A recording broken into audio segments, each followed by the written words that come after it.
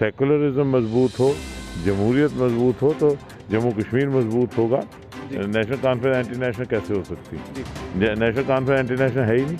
वो उन्होंने जनीवा में जाके हिंदुस्तान की पैरवी की। Jammu and Kashmir is an integral part of India, तो फिर कहाँ बात रहेगी? 5 अगस्त के बाद से लगातार जम्मू कश्मीर के अंदर इतिहास रचे जा रहे हैं। आर्टिकल का जानना खुद में इतिहास, स्टेट का यूनियन टेरिटरी बनना एक इतिहास, इलेक्शंस एक और इतिहास। अब इलेक्शंस जहां यूनियन टेरिटरी में पहली बार आज हुए हैं जम्मू कश्मीर की, डीडीसी इलेक्शंस का फर्स्ट फेज़ हुआ।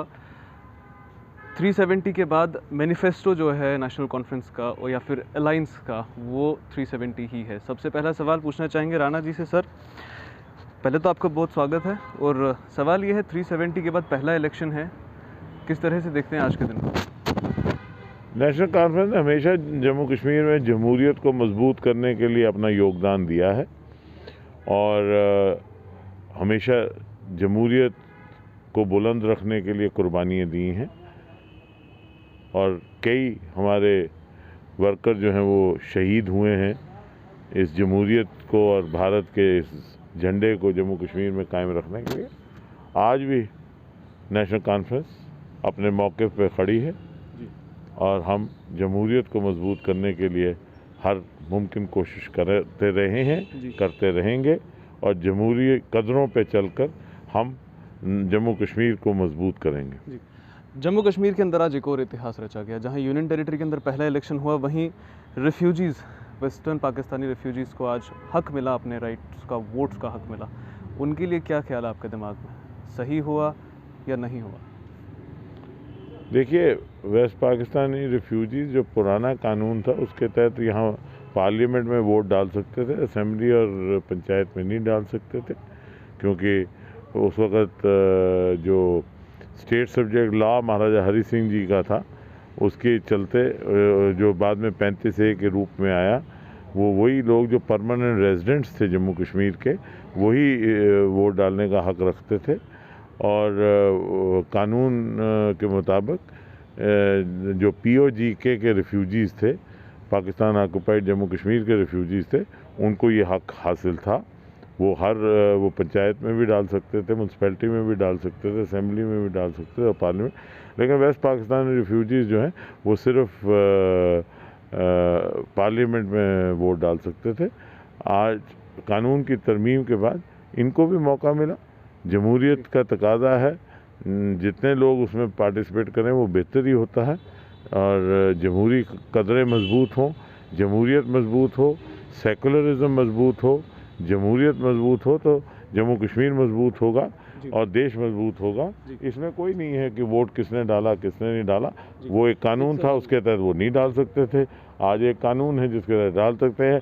नया कानून जो है वो सुप्रीम कोर्ट के पास ज़ेरे बहस है, सुप्रीम कोर्ट फैसला करेगी, उसके बाद आगे की बात होगी। अब 370 वापस लाना अलायंस का सबसे बड़ा मुद्दा है। 370 वापस आने का मतलब पुराने लॉज वापस आना, मतलब इन रिफ्यूजीज़ का वोटिंग राइट वापस चले जाना। ये मामला जो है, मैंने पहले ही जैसे कहा, सुप्रीम कोर्ट के ज़ेरे गौर है। इस पे कोई टिप्पणी करना जो है गैर मुनासिब है। सुप्रीम कोर्ट का फैसला आने दीजिए, उसके बाद इस पे कोई टिप्पणी की जा सकती। अगर आपकी बात करें या जम्मू की प्रिसाइसली अगर हम बात करें, तो हमेशा से एक स्टैंड रहा है नेशनल कॉन्फ्रेंस का कि हम एंटी नेशनल नहीं हैं। रजौरी में मतलब जम्मू में क्या बात करें, नेशनल कॉन्फ्रेंस एंटी नेशनल कैसे हो सकती है?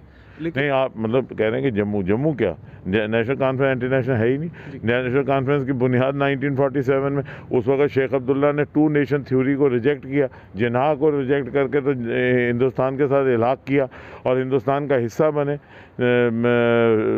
फ़ारूक अब्दुल्ला जो हैं वो उन्होंने जनीवा में जाके हिंदुस्तान की पैरवी की।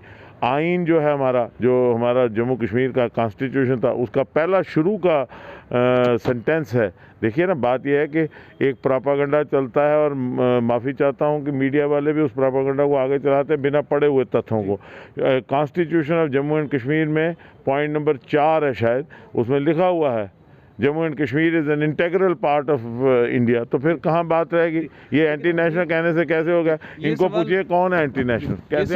ये सवाल राणा जी इसलिए पूछा गया क्योंकि आपके राजौरी के जो डंगरी कॉन्स्टिट्यूएंसी के कैंडिडेट है, झूठ है, सुन लीजिए, डांगरी का कैंडिडेट है कालाकोट एमएलए रशपाल सिंह के भाई जी और वहाँ पे जो जिसे फॉर्म भरने वो गए, वहाँ एक लोकल क्लरिक हैं और स्पिरिचुअल लीडर हैं बाजी साहब, वो वहाँ आ गए। लोगों ने नारे लगाए बाजी साहब जिंदाबाद, बाजी साहब जिंदाबाद, आ गए हो भाई, आ गए हो, बाजी साहब आ गए हो।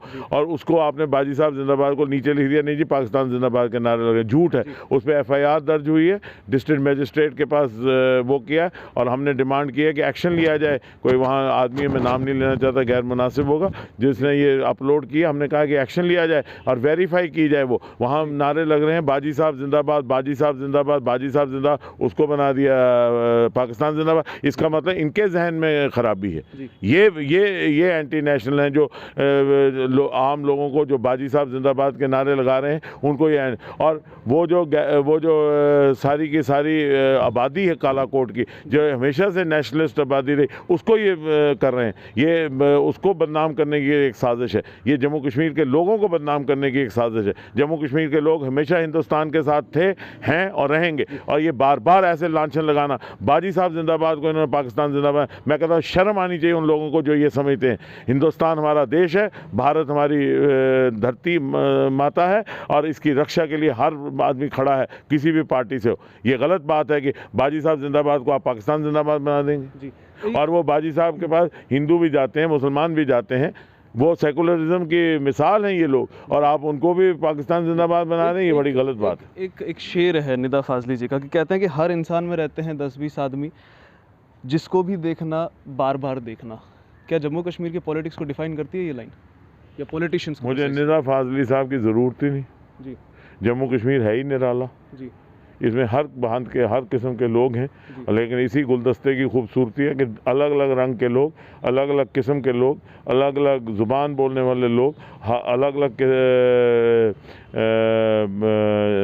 रंग व नस्ल और ज़ात और मज़हब के लोग यहाँ इकट्ठा रहते हैं। इस गुलदस्ते की खुशबू बनते हैं और तभी ये गुलदस्ता जो है इसको मिनी इंडिया कहा जाता है, क्योंकि इसमें डाइवर्सिटी है लेकिन यूनिटी भी इन डाइवर्सिटी है और भारत का ये ताज है। जी। अब पिछले दिनों में भटिंडी में हुए जो इंसिडेंट है राणा साहब, उसको कैसे डिफाइन करेंगे कि फारूक अब्दुल्ला साहब के घर के बाहर प्रोटेस्ट हुआ, उसमें लोग ये बता रहे हैं भटिंडी के कि कम्युनलाइज की जाने की कोशिश है। फारूक साहब के घर के बाहर प्रोटेस्ट करना, protest is right in democracy, तो फारूक साहब के घर के बाहर प्रोटेस्ट करना कम्युनलाइजेशन कैसे हुआ? 6 आदमी जाके वहाँ डिमॉन्स्ट्रेशन करते हैं और प्रोवोकेटिव नारे लगा रहे हैं। ये कहीं ना कहीं ये कोशिश है किसी एक पर्टिकुलर जमात की कि कोई ना कोई प्रोवोकेशन बनाई जाए। वो एरिया जो है मुस्लिम डोमिनेटेड एरिया है, वहाँ प्रोवोकेशन करने की कोशिश की जा रही है, बार बार की जा रही है, निरंतर तौर पे बार बार ये की जा रही है कि कोई ना कोई वहाँ से रिएक्शन हो, और जैसे ही रिएक्शन हो तो ये सिलेक्शन में इसको हिंदू मुसलमान का यूज़ करने की कोशिश की जा रही है। हमने एडमिनिस्ट्रेशन को भी चेतावनी दी है कि ये कुछ अनासर वहाँ माहौल बिगाड़ के पूरे जम्मू कश्मीर में माहौल बिगाड़ना चाहते हैं, और कोई भी ऐसी चीज़ नहीं होनी चाहिए। ये मुल्क हर एक का है, हिंदू का भी है, मुसलमान का भी है, सिख का भी है, ईसाई का भी है, और इस मुल्क में आइन जो है इस मुल्क का, जो इसका कॉन्स्टिट्यूशन है, उसमें लिखा है कि India is a democratic secular Republic, और इसमें बुनियादी ये है कि मैं हिंदू हूँ, मुझे गर्व होना चाहिए हिंदू होने पे, मैं मुसलमान की भी इज़्ज़त करूं, मुसलमान को गर्व होना चाहिए मुसलमान होने की, और उसको अपने मज़हब को मनाने की आज़ादी होनी चाहिए, मुझे अपने मज़हब की आज़ादी होनी चाहिए। मैं उसके मज़हब में कभी किसी के मज़हब में, किसी के भी मज़हब में ना मुदाखलत करूं, ना कोई मेरे मज़हब में मुदाखलत करे। आज़ादाना तरीके से हम अपने तौर तरीके में भारतीय संस्कृति के मुताबिक आपसी भाईचारे में रहकर भारत को मजबूत करें। आखिरी सवाल आपसे पूछना चाहूँगा राणा जी कि बीडीसी इलेक्शंस में क्या ऐसा किया गया था कि डीडीसी को इंट्रोड्यूस करना पड़ा, या आप डीडीसी को इंट्रोड्यूस करके क्या ही कर लेंगे? क्या जब ये स्टेटमेंट सामने रखती है अलायंस, क्या वो कहते हैं या वो मानते हैं कि बीडीसी में जितने भी उनके रिप्रेजेंटेटिव्स हैं वो भी नाकाम रहे बीडीसी को सक्सेसफुल बनाने में? क्योंकि बीडीसी को तो पावर ही नहीं ना दी गई। बीडीसी के चेयरमैनों को पावर ही नहीं कोई है।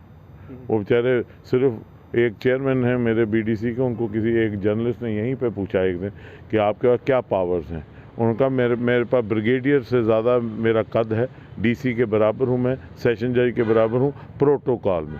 उनका पावर वही है कि मैं आज भी, पहले भी VLW के पीछे घूमता था, आज भी VLW के पीछे घूमता हूँ। बहुत बहुत शुक्रिया राणा जी। तो जम्मू कश्मीर के अंदर बदलाव एक बहुत ही इम्पोर्टेंट चीज़ है, और बदलाव जब तक ना आए तब तक राजनीति नहीं चलती। और जिस तरह से मैंने उस शेर पढ़ा था कि हर एक आदमी में रहते हैं 10-20 आदमी, जिसे भी देखना बार बार देखना। यानी आप एक शख्स को एक बार में जम्मू कश्मीर के अंदर नहीं परख सकते, आपको हर शख्स को बार बार देखना पड़ेगा, हर बयान सुनना पड़ेगा, हर तरह का उनका जो बयान है उसको समझना पड़ेगा, फिर जाकर आप जम्मू कश्मीर की राजनीति को समझ सकते हैं। फिलहाल राणा साहब तो ये कहते हुए सुनाई दिए कि वो फेक वीडियो है, लेकिन वीडियो भी आपको दिखाएंगे, वीडियो में लगाए हुए नारे भी आपको दिखाएंगे, और अगर वो फेक है तो उस वीडियो पर एक्शन कब होगा और कौन है वो लोग जो ऐसी चीज़ें फैला रहे हैं ताकि जम्मू कश्मीर का जो एक माहौल है उसमें आग दोबारा लग सके।